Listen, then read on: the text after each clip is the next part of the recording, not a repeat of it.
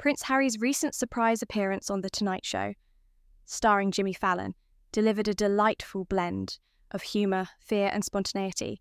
Instead of a typical interview, the Duke of Sussex participated in a Halloween-themed segment called Tonightmares, where he and Fallon braved a haunted maze. The event, which aired on September 26, 2024, saw Harry facing his fears and a lot of jump scares as the duo navigated 10 spooky rooms designed to bring Fallon's nightmares to life. The haunted maze, located at New York's iconic Rockefeller Center, was filled with costumed actors jumping out to scare the pair, adding suspense and humor to the segment. Harry, equipped with a body camera to capture his reactions, initially claimed he wasn't easily scared, but quickly found himself jumping and swearing as ghosts, werewolves, and other creatures popped out of nowhere. At one point, he amusingly mistook one of the actors for a panda, a misunderstanding that Fallon playfully mocked. "You're afraid of pandas?" Fallon teased, to which Harry protested with nervous laughter, insisting that he wasn't. The fun didn't stop there. Harry also joked about a suited figure in the maze, quipping, "Is that Michael Bublé?" The offhand comment was one of many light-hearted moments that showcased Harry's humorous side. His good-natured approach and candid reactions made him relatable, especially when he pretended to throw a playful punch after being startled while posing for a post-maze photo. Beyond the frights and laughs, this appearance marked a continuation of Harry's evolving public persona since stepping back from royal duties in 2020. While he has been deeply involved in advocacy work, particularly surrounding issues like mental health and online safety, this light-hearted appearance showed his willingness to engage with popular culture in a fun, approachable way. The Haunted Maze segment provided a welcome contrast to the more serious tone of his earlier engagement at the Clinton Global Initiative, where he delivered a powerful speech about the risks children face in the digital world. For Tonight Show, fans and royal watchers alike, Harry's turn through the Tonightmares maze not only provided plenty of laughs, but also reinforced his evolving role in the public eye, no longer solely as a prince, but as a global advocate, a relatable public figure, and, clearly, someone who isn't too proud to scream in a haunted house. This memorable television moment also aligns with his broader efforts to connect with diverse audiences in unique ways. His ability to switch from advocating for social justice to tackling haunted mazes with late-night hosts speaks to his flexibility and the breadth of his public engagement.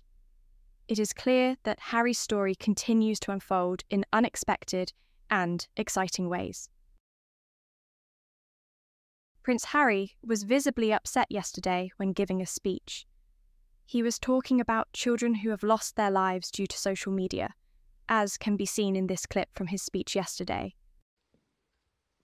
My lock screen is a picture of my kids. What's yours? These children and thousands more meant the world to their families. At the 2024 Clinton Global Initiative, CGI, in New York, Prince Harry delivered a powerful speech that cast a spotlight on the pressing issue of youth mental health in the age of social media. His address underscored a troubling epidemic of anxiety, depression, and social isolation that he attributes to the harmful impact of digital platforms. This is not the first time Prince Harry has spoken about this issue, but his recent remarks carried a sense of urgency, bolstered by his personal experiences and the work of the Archewell Foundation. Prince Harry didn't mince words as he described the manipulative nature of social media platforms, which he believes are designed to trap users, particularly young people, in cycles of addiction. These platforms are designed to create addiction, he said, emphasizing how they keep youth engaged through mindless, endless, numbing scrolling. He went on to express concern that young people are being force-fed content that no child should ever be exposed to, underscoring the potentially dangerous material available to them online. His criticism extended beyond the platforms themselves to the leaders behind them. He questioned why these tech leaders are held to the lowest ethical standards and called for corporate accountability in addressing these issues. He urged shareholders and CEOs to take a more active role in protecting younger users, adding a resonant metaphor. Parenting doesn't end with the birth of a child. Neither does founding a company. Prince Harry's words reflect a growing movement advocating for stricter regulations and higher ethical standards for social media companies, especially when it comes to protecting children. Platforms like Meta, Facebook, TikTok, and Snapchat have faced increasing scrutiny for their failure to safeguard young users from harmful content, including violence, bullying, and sexual harassment. While some companies have made changes, Instagram recently made teen accounts private by default in some countries. The Duke of Sussex stressed that much more needs to be done. His message resonates particularly in a climate where many feel that social media companies place too much responsibility on parents to protect children, despite the sheer scope and complexity of digital spaces. Harry's demand for corporate accountability is a call to tech leaders to step up and play a more active role in creating a safer digital world for future generations. Prince Harry's speech also highlighted the work of the Archewell Foundation, the philanthropic organisation he founded with his wife, Meghan Markle. The foundation has been actively involved in several initiatives aimed at supporting families affected by online harm. One of these projects, the Parents Network, provides resources and assistance to parents whose children have suffered or even died as a result of harmful online interactions. In addition to this, the Archewell Foundation has partnered with global organisations, including the World Health Organization, to combat violence against children. Prince Harry pointed to the upcoming Global Ministerial Conference on Ending Violence Against Children, which will take place in Bogota, Colombia, in November. He believes that this event could lay the groundwork for the first ever global agreement on prioritising child safety online, further strengthening the international response to this growing crisis.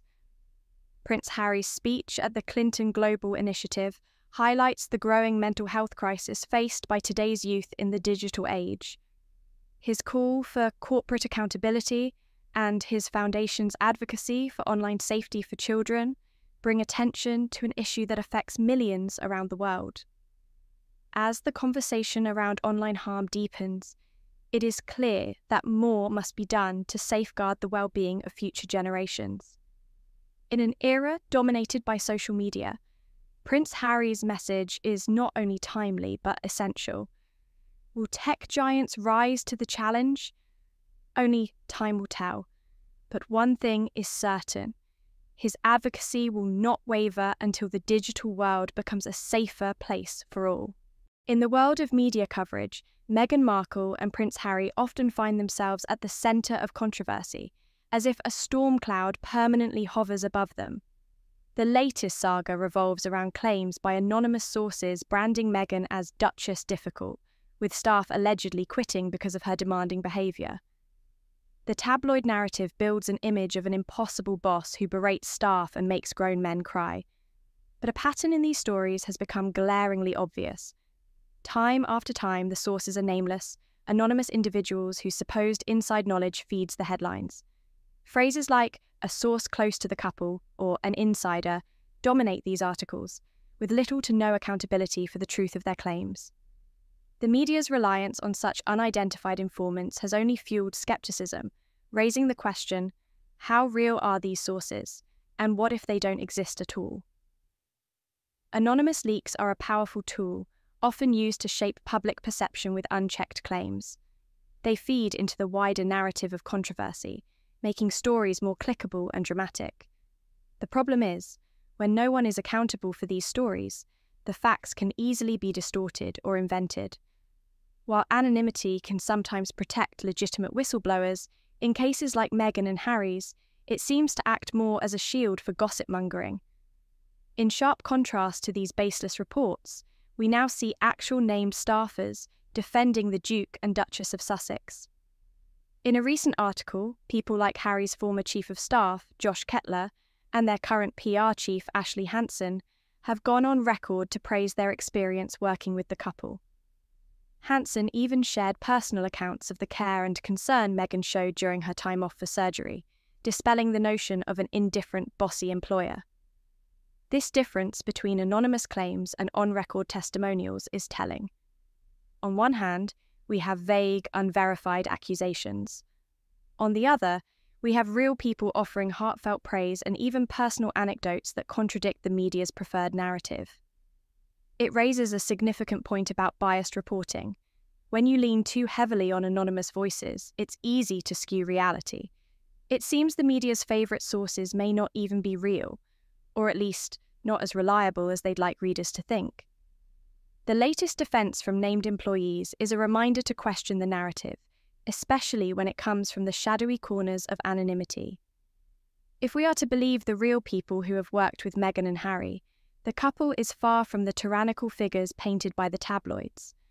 Rather, they are thoughtful, generous, and genuinely care about the well-being of those around them.